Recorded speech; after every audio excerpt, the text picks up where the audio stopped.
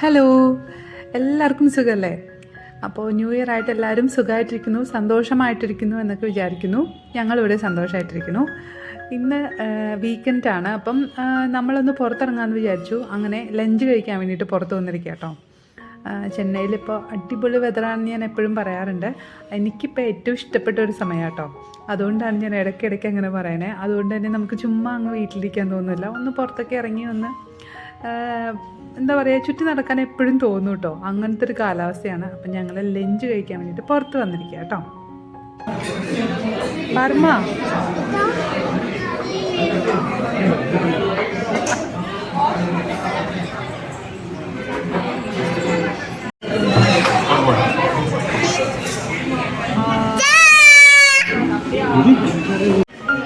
പാറു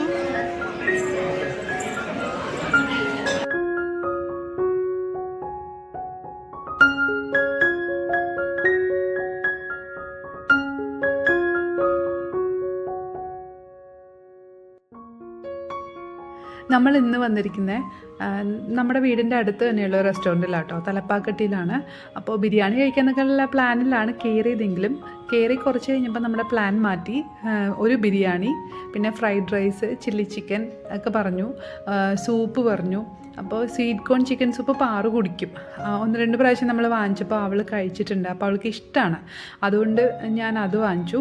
അപ്പോൾ 1/2 പറഞ്ഞു. അങ്ങനെ പയ്യെ ഊതി കുടിച്ചോളൂ കേട്ടോ. ഒന്നാറി കഴിയുമ്പോൾ അവൾക്ക് കൊടുക്കാം. അങ്ങനെ ഞങ്ങൾ നല്ല ലഞ്ചായിരുന്നു കേട്ടോ. ഈ റെസ്റ്റോറൻറ്റിലെല്ലാം നല്ല ടേസ്റ്റിയാണ്. പിന്നെ ഒരു പ്രശ്നമുള്ളത്, നമ്മൾ ഈ വീക്കെൻഡിലൊക്കെ വന്നു കഴിഞ്ഞാൽ നല്ല തിരക്കായിരിക്കുള്ളൂ.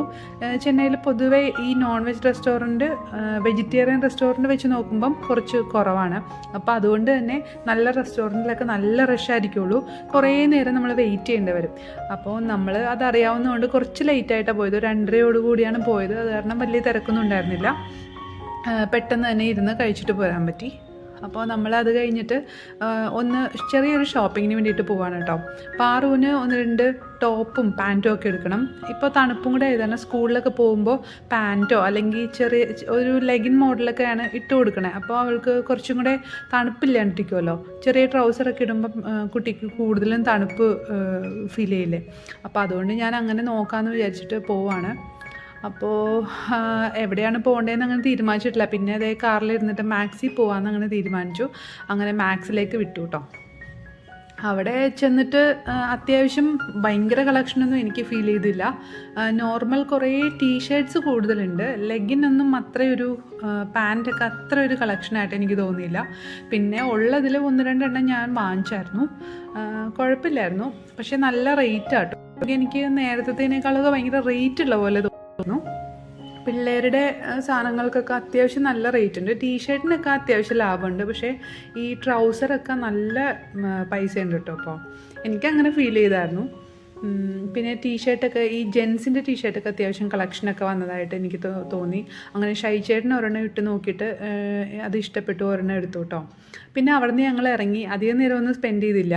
പിന്നെ ഇതാ തൊട്ട് ഫ്രണ്ടിൽ തന്നെ ഒരു സൈഡിൽ തന്നെ പൂക്കട കണ്ടായിരുന്നു. അപ്പോൾ ഞാൻ പൂജയ്ക്കൊക്കെ പൂ വയ്ക്കാറുണ്ട് എല്ലാ ദിവസവും. അപ്പോൾ അത് തീരാറായി ഇരിക്കുമായിരുന്നു. എന്നാൽ പിന്നെ പൂ വാങ്ങിച്ചേക്കാമെന്ന് വിചാരിച്ചു. ഇവിടെ എപ്പോഴും മിക്ക സ്ഥലത്തും പൂവുണ്ടാവും കേട്ടോ.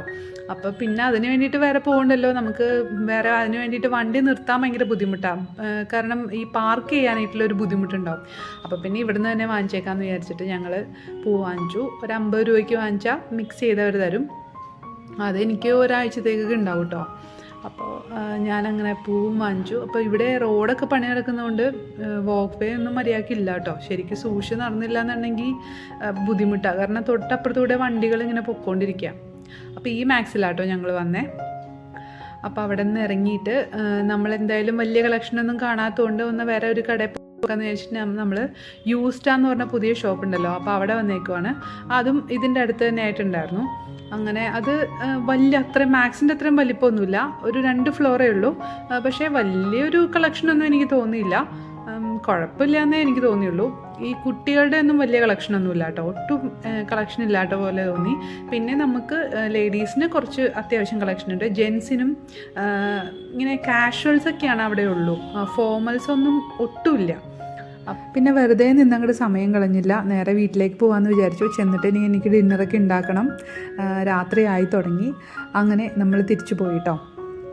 പിന്നെ നമ്മൾ കാണാൻ പോകുന്ന വീഡിയോ ഉണ്ടല്ലോ, ഒരു സ്പെഷ്യൽ വീഡിയോ ആണ്. നമ്മുടെ ചെന്നൈ മലയാളി അസോസിയേഷൻ്റെ ക്രിസ്മസ് ന്യൂ ഇയർ ആഘോഷത്തിൻ്റെ വീഡിയോ ആണ്. എല്ലാവർക്കും ഇഷ്ടപ്പെടുമായിരിക്കണോ, കണ്ടു നോക്കാം കേട്ടോ. All present here, I wish you a very wonderful Happy New Year.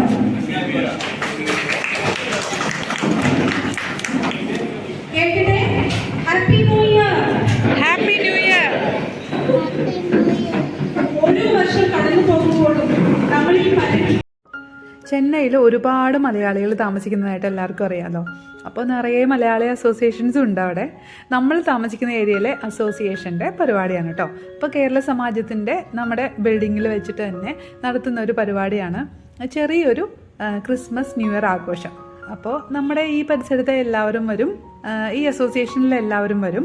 എന്നിട്ട് നമ്മളെല്ലാവരും കലാപരിപാടികളൊക്കെ നടത്തും, പിള്ളേരുടെ പരിപാടികളുണ്ടാവും, നമുക്ക് മുതിർന്നവർക്കും നമുക്ക് ഡാൻസ്, പാട്ട്, അങ്ങനെ എല്ലാം നമുക്ക് അവതരിപ്പിക്കാം കേട്ടോ. വളരെ ഓർഗനൈസ്ഡ് ആയിട്ടുള്ള ഒരു പരിപാടിയായിരിക്കുള്ളൂ. ഇത് മിനി ചേച്ചിയാണ്, എൻ്റെ ഫ്രണ്ടാണ് കേട്ടോ. ഞങ്ങൾ തിരുവാതിരയൊക്കെ നടത്തിയില്ലേ, അതിൽ ചേച്ചി ഉണ്ടായിരുന്നു. അങ്ങനെ എനിക്ക് ഇവിടെ നിന്ന് കുറേ ഫ്രണ്ട്സിനെയൊക്കെ കിട്ടി കേട്ടോ. ശരിക്കും ആദ്യം ചെന്നൈയിൽ വന്ന സമയത്ത് എനിക്കൊരു ഒറ്റപ്പെടൽ ഫീൽ ചെയ്തിരുന്നു. കാരണം നാട്ടിൽ ജനിച്ച് വളർന്ന അത്രയും വർഷം നമ്മൾ അവിടെ താമസിച്ചിട്ട് ഇങ്ങോട്ട് വന്നു കഴിയുമ്പം ഭാഷ വേറെ, എനിക്ക് ഫ്രണ്ട്സ്, അതായത് പെട്ടെന്ന് നമുക്ക് സംസാരിക്കാനും ഇവിടുത്തെ കാര്യങ്ങളൊക്കെ ഡിസ്കസ് ചെയ്യാനും ആരുമില്ല. അപ്പം അങ്ങനത്തേക്ക് ഒരു അവസ്ഥയിൽ നിന്ന് പെട്ടെന്നൊരു മാറ്റമായിരുന്നു എനിക്ക് ഈ ഇവിടെ പോയി കഴിഞ്ഞപ്പോൾ. ഒരുപാട് ഫ്രണ്ട്സിനെ കിട്ടി. പിന്നെ എന്താ പറയുക, നമുക്ക് എൻഗേജ്ഡ് ആയിട്ടിരിക്കാനായിട്ട് നമുക്ക് പല പല പരിപാടികൾ ഇടയ്ക്കിടയ്ക്ക് വരും. അപ്പോൾ വീക്കെൻഡിൽ അങ്ങോട്ടൊക്കെ പോവാം. നമ്മുടെ ആൾക്കാരെ എന്ന് പറഞ്ഞോണം കുറേ ആൾക്കാർ, അങ്ങനെയൊക്കെ പുതിയ അനുഭവമായിരുന്നു കേട്ടോ. അത് ശരിക്കും നല്ലൊരു ആക്റ്റീവായിട്ടുള്ള അസോസിയേഷൻ ആയതുകൊണ്ട് തന്നെ നമുക്ക് എപ്പോഴും പോവാനും ഒക്കെയുള്ള ഒരു നല്ല സഹകരണമാണ് അവിടെ. ചെന്ന് കഴിയുമ്പോൾ നമുക്ക് ഭയങ്കര പോസിറ്റിവിറ്റിയാണ്, അതാണ് ശരിക്കുമുള്ള ഒരു കാര്യം.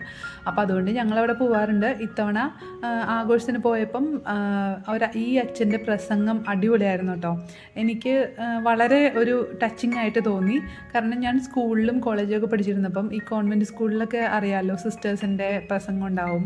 പിന്നെ പള്ളിവക സ്കൂള്, കോളേജ് ഒക്കെ ആകുമ്പം അച്ഛന്മാരുടെ പ്രസംഗമൊക്കെ ഇടയ്ക്ക് ഉണ്ടാവും. ഇതുപോലത്തെ എന്തെങ്കിലും അവസരങ്ങളിലൊക്കെ അവർ വരുമ്പോൾ ശരിക്കും അവരുടെ ആ ഒരു സ്പീച്ചിൽ അവർ തരുന്ന ആ മെസ്സേജൊക്കെ നമ്മുടെ മനസ്സിൽ ചിലപ്പോൾ അങ്ങനെ തങ്ങി നിൽക്കും കേട്ടോ. അങ്ങനൊരു പ്രസംഗമൊക്കെ ആയിരുന്നു, എല്ലാവർക്കും നല്ല ഇഷ്ടപ്പെട്ടു. അങ്ങനെ വളരെ സന്തോഷമായിട്ടുള്ളൊരു ദിവസമായിരുന്നു ജാനുവരി 1. പിന്നെ അത് കഴിഞ്ഞിട്ട് ഡിന്നർ ഉണ്ടായിരുന്നു. ഡിന്നറിൻ്റെ വീഡിയോ ഒന്നും എനിക്ക് എടുക്കാൻ പറ്റിയില്ല. ഇതെല്ലാം കഴിഞ്ഞിട്ട് പിന്നെ പാറുവിനെയും കൂടെ മാനേജ് ചെയ്യുന്നതുകൊണ്ട് ഡിന്നറിൻ്റെ വീഡിയോ ഒന്നും ശരിക്കും എടുക്കാൻ പറ്റിയില്ല കേട്ടോ. നെയ്ച്ചോറും പിന്നെ എന്തായിരുന്നു, ചിക്കൻ കറി ആയിരുന്നു കേട്ടോ. നല്ല ഭക്ഷണമായിരുന്നു, നമ്മുടെ മലയാളി സ്റ്റൈൽ തന്നെയായിരുന്നു. അങ്ങനെ അതൊക്കെ കഴിഞ്ഞ് ഒരു 9 മണിയോട് കൂടി കേട്ടോ ഞങ്ങളെല്ലാവരും പിരിഞ്ഞത്. ഒരു 5-5:30 കൂടെ പരിപാടി തുടങ്ങിയിട്ട്. അപ്പോൾ അവസാനം നമ്മൾ സാന്റ വന്നിട്ട് ഡാൻസും ഒക്കെ ഉണ്ടായിരുന്നു. അപ്പോൾ പാറുവിനാണെങ്കിൽ ഈ സാന്റേനെയൊക്കെ കണ്ടിട്ട് വല്ലാത്തൊരു സന്തോഷമായിരുന്നു കേട്ടോ. നമ്മുടെ നാട്ടിലാണെങ്കിൽ ഇഷ്ടംപോലെ പരിപാടികളൊക്കെ കൊച്ചിന് കാണാൻ പറ്റും, പക്ഷേ ഇവിടെ അങ്ങനെ അത്രയും പരിപാടികളൊന്നും ഇല്ല നാട്ടിലത്രയും. അപ്പോൾ അതുകൊണ്ട് തന്നെ സാന്റേനെ നാട്ടിൽ വെച്ച് ഞങ്ങൾ ഈ പ്രാവശ്യം വന്ന സമയത്ത് അവിടെ ഇവിടെയൊക്കെ പോയപ്പം ഇതുപോലെ സാന്റയുടെ രൂപങ്ങളൊക്കെ കണ്ടതല്ലാതെ നമ്മൾ ഇവിടെ വന്നിട്ട് അധികം ഒന്നും പുറത്ത് പോയില്ലായിരുന്നു.